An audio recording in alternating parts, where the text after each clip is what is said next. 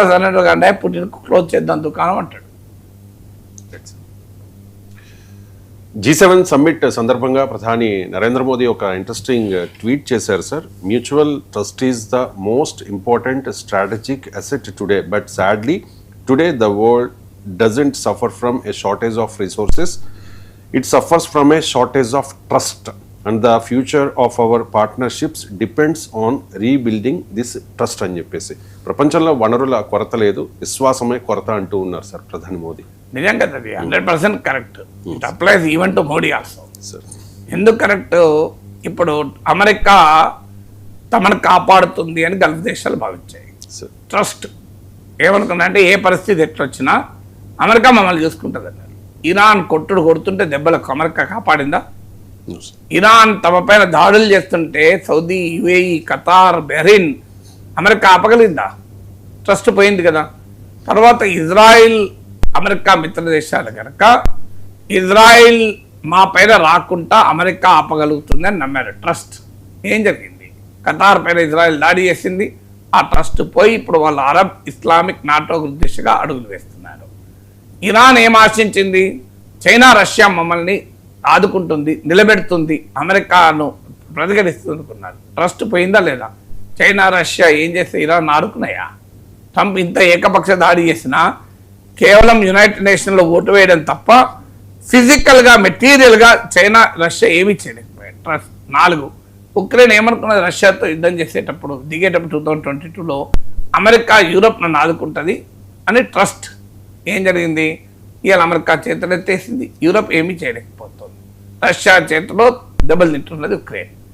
So మీరు Europe 5-6 second world war తర్వాత ఇప్పటి వరకు అమెరికా నమ్మింది ట్రస్ట్. అంటే అమెరికా సొంత డిఫెన్స్ కూడా లేదు, అమెరికానే చూసుకుంటుంది అనుకున్నారు. ఇవాళ ఏమైంది?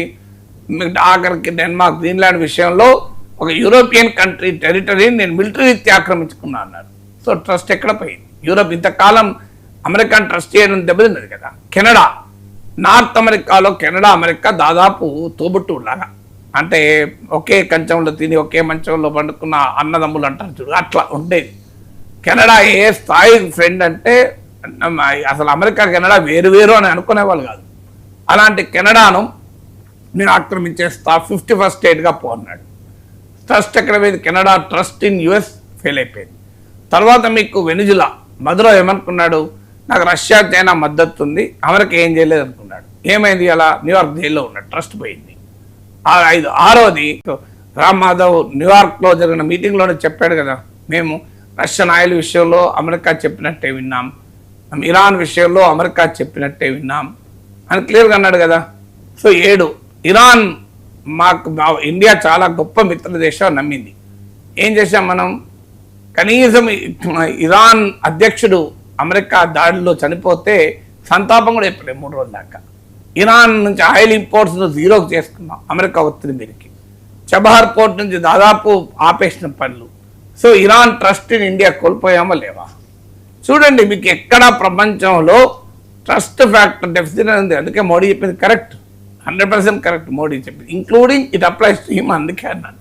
సో అందువల్ల ప్రపంచంలో ఇక ఎవరినో నమ్మి ఎవరో వస్తారని, ఏదో చేస్తారని ఎదురు చూసి మోసపోకుమా అని మహాకవి శ్రీశ్రీ పాట అనుకుంటారు. To the best of my knowledge, correct subject correction.